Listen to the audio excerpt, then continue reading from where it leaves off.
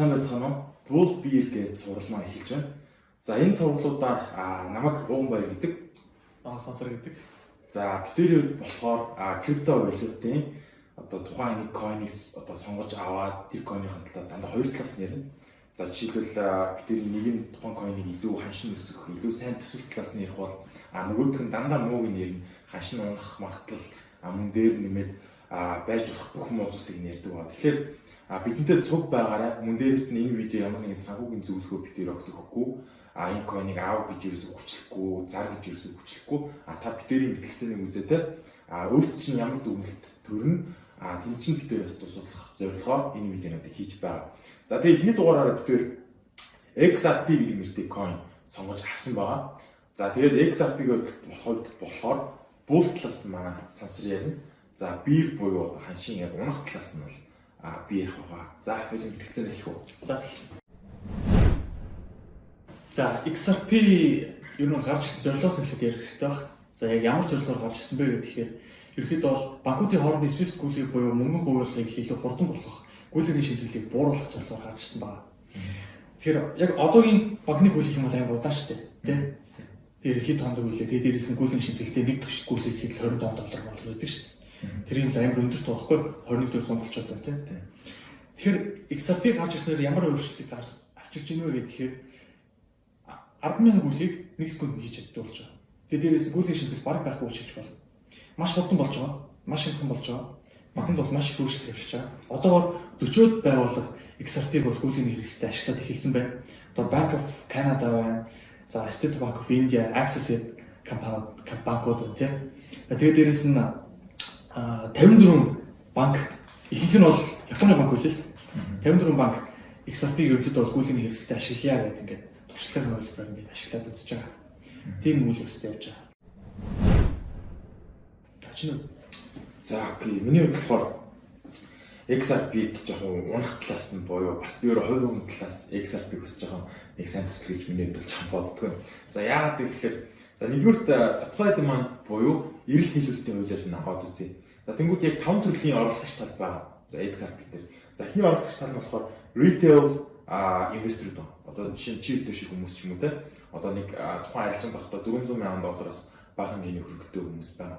За тэнгууд retail буюу хувь хүмүүсийн хувьд болохоор за жишээ нь 2019 оноос 2020 оны хооронд Twitter дээр XRP-ийн талаар ярилцсан одоо нэг тийм ярилцлагууд нь жиргэнүүд гэсэн 16% болсон байна. Ерөнхийдөө тэр хүмүүс XRP-г нэг тоохо болж ирсэн. Бага ярьж хэлж байгаа шүү дээ. Бага ярьж хэлж. Тэгэнгүүт Telegram дээр болохоор бүр 63% болсон байна.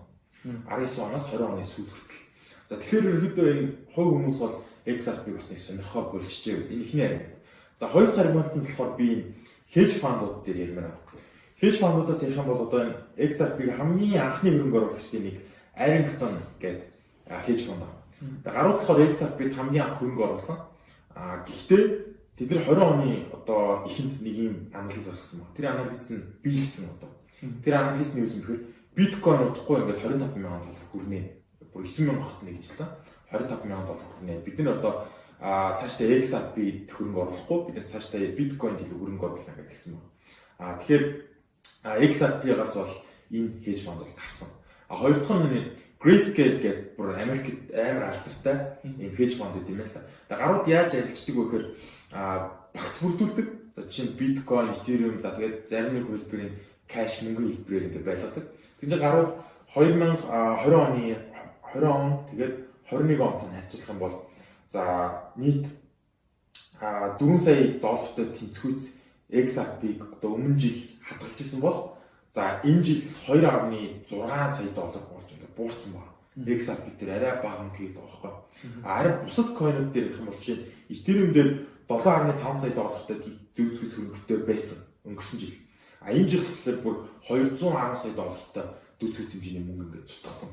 За Ethereum Classic дээр болохоор өмнө нь 23 саятай дэвцгүүц мөнгө цутгасан бол энэ жил $70 сая дэвцгүүц мөнгө цутгасан. 3 төгссөн. Харин XRP дээр болохоор $4 сая-аас 2.6 мөнгө унаад гарууд за XRP бид нар бол нэг сайн төсөл гэж бодохгүй байна. Багаар ингээ мөнгө татна гэж хэлж байна. За тэгээд дараагийн ярмуудын одоо дараагийн яриан дээр. За чиний үргэлжлүүлж XRP яаж багтмаар байна.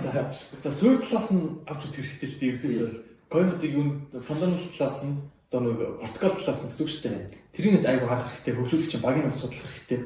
XRP-ийн хөгжүүлэгчийн багт одоогийн нэг айгүй алдартай явж байгаа Stellar төслийн Jed Macale гэдэг хүн байна. За ерөнхийдөө бол ихэнх койнууд шүү. Proof of work болон proof of stake гэдэг зарчмаар явдаг. Proof of work за энийг мэдгүй хүмүүс нь тайлбарч хэлэхэд бол за биткойн дээр чигээр тайлбарлаад биткойн бол proof of work зарчмаар явдаг. За энэ юу гэж юм бэ гэхээр mining хийж болдог гэсэн. XRP чинь mine хийж болохгүй. XRP бол pre-mining буюу өөрчлөн бүгдийг нь mining хийсэн 100 тэрбумын одоо market capacity-тэй тийм. Тэгээ market supply-тай тийм coin. За биткойн бол одоо бол still mine хийсээр л байна. За proof of work зарчмаар явдаг coin-ууд дээр ямар нэг сул тал байдаг. Тэр нь юу вэ гэхээр за хэрвээ чи бүх майнеруудын 51% тэнцэх хэмжээний хүчин чадлыг чи өөр төрөй төвлөрүүлж чадах юм бол тухайн тэр блокчейн рүү өөрийнхөө одоо фейк тийм одоо хуурамч тийм гүйлийг жихэж болно гэсэн. Одоо чи надад ямар ч coin байхгүй биткойн байхгүй байлаа гэж байна. Тэгмээд за би 100 биткойнтой гэдэг өөрийнхөө wallet-ын дээр тийм гүйлийг хийсэн мэтээ хуурамч чар гэсэн үг ч төлөө өгдөг гэсэн. Тийм гүйлийг одоо нэг тийм транзакшныг чийж болох гэсэн. Хэрвээ чи 51% тэмцэх хэмжээний майнингийн хүчийг агуулж чадчих гэсэн үг шнэ. Тэр ийм аюултай. За proof of stake нь болохоор proof of work-ийн энэ алдааг давж гарч ирсэн. Дараад байх залруулсан үг шүү дээ. Залруулсан гэсэн. Яаж залруулсан бэ гэхээр өөрөөр байгаа coin-ийн хэмжээгээр л чи эрх мэдэл зэмшин гэсэн ерхэд бол. Тэгэхээр одоо чи Ethereum дээр ярихад 32 Ethereum-тэй бежиж validator болж болдог тийм. Би чинь тэгэхээр одоо тийм хуурамч транзакшн оруулж ирэхин тулд чи жишээ нь 51% Ethereum-ийг эзэмших хэрэгтэй болчих واخ. Энэ хэд байж боломжгүй зүйл шүү дээ. Яаж утсан. Тэр proof of stake, proof of work гэх тэр алдааг нь одоо зассан гэсэн. За XRP-г бодлоо энэ хоёрын ашигладаг. Юу ашигладаг вэ гэхээр RPC буюу Ripple Protocol Consensus algorithm буюу яг өөрийнхөө алгоритм ашигладаг гэсэн.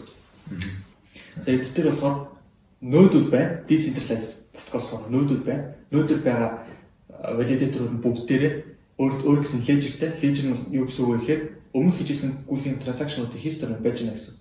Тэгээд дээрээс нь чинээр гүйлгээ орж ирлээ. Тухайн бүр тутамд тэр ledger нь апдейт хийгдээд, апдейт хийгдсэн ledger-ээ одоо public болоод бусад нөөдүүдтэйгээ харьцуулаад явна гэсэн.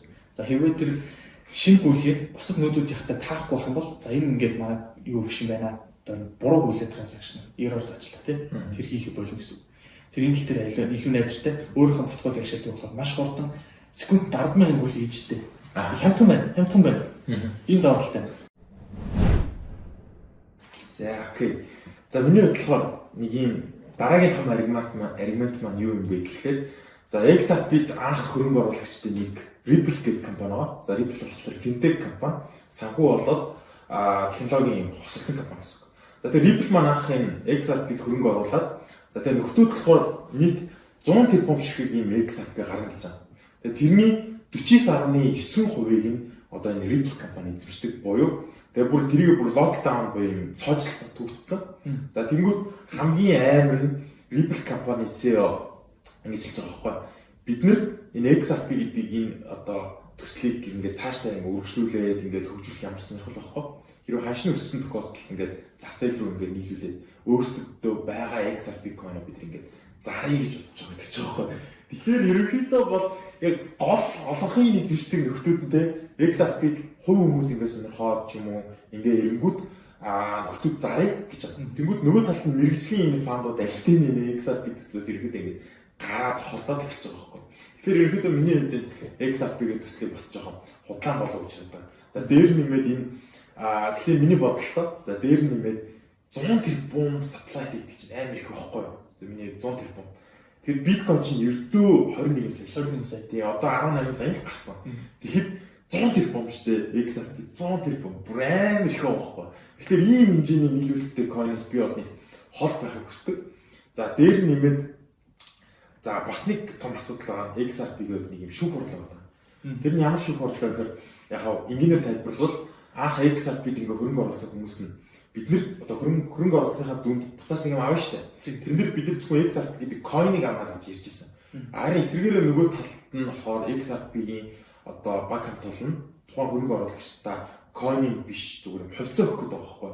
Тэрний юуны хувьцааг би бас сайн олж мэдээгүй. Гэтээ хувьцаа өгнө гэдгсэн. Тэгэхээр энгийнээр бол гэрэг зөрчих гэдэг шүү дээ. Зөрчих гэдэг тийм. Тэгээд сүүлийн 2 жил ерөнхийдөө XRP-г хамт олон ийм шүүх хуралд ингээд зогсохгүй дуудагдаад за одоо 2021 оны 10 сард нэг шүүх хуралтай байлээ.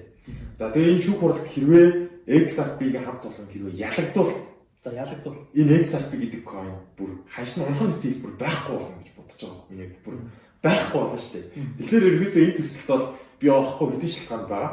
Нэгдүгээр шалтгаан бол нийлэг тэтгэхийн өндөр байна, 100 тэрбум байна. Хоёр дахь шалтгаан мэрэгжлийн том байгууллагууд энэ coin-аас альдинаа гаргаад хэлсэн байна. Гурав дахь нь шүүх хурлын асуудал байна те. За энийг хэрвээ шийдэх юм бол энэ шүүх хурал нь XRP-ийн талд шийдэгдвэл ирээдүйд магадгүй миний XRP-ийн талаарх бодол өөрчлөгдөж болно. Гэхдээ би одоо энэ дээр бол бүр үнэхээр бэрш байна. Тэгэхээр энэ coin-ыг бол унаа гэж бодож байгаа. За тийм байна. За тэгэхээр чи тэрийн ерөөдөө тэгээ бас ганцхан юм ихэд одоо яг decentralized гэдэг байна шүү дээ. Төвлөрсөн бус тий. Тэнгүүд энэ дээр нэг юм Yoska гэдэг Yusko гэдэг Mark Yusko гэдэг одоо Morgan Greek-ийн CEO юм шиг байна.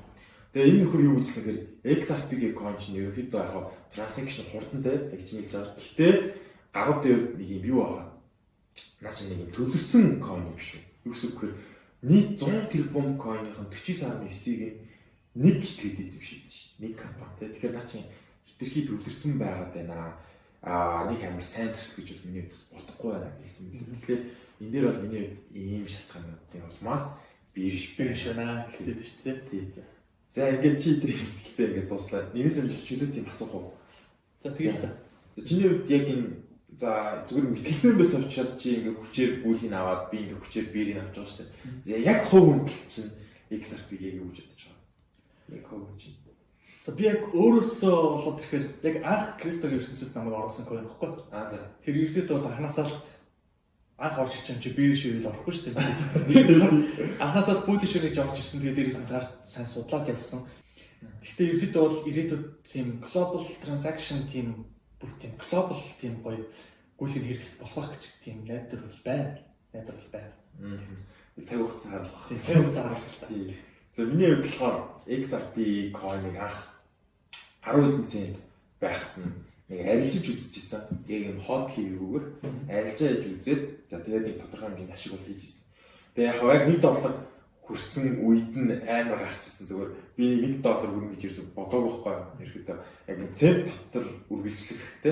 Зөв нийтлэг хүчраас $1 яаж өгөхгүй гэж үзсэн. Тэгээд зэрэг одоогийн үнэлгээ нь миний бодлоор амар хөсрөлттэй байгаа шиг санагдсан. Гэтэ юу ч болж болно шүү дээ. Юу ч хийж болно шүү дээ. Бүр амар өсөхийг үсэхгүй өсөх. Үнэхээр яг түрүүний миний хэлсэнчлэн бүрийн coin байхгүй болоод эсвэл хашин авсархаас үсэхгүй. Цаг хугацаа гаргах. Тий.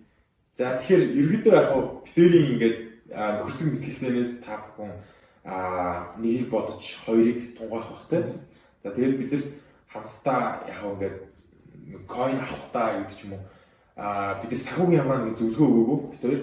За та бүхэн яг өөрсдөө шийдээд өөрсдөө coin-ыг авах уу эсвэл зарах уу гэдгээ ингээд битэрийн мэтгэлцээнээс дүгнэлт хийсэн бахаа гэж бодож байна. За тэгээд дараагийн дугаараар уулзцаая. Баярлалаа.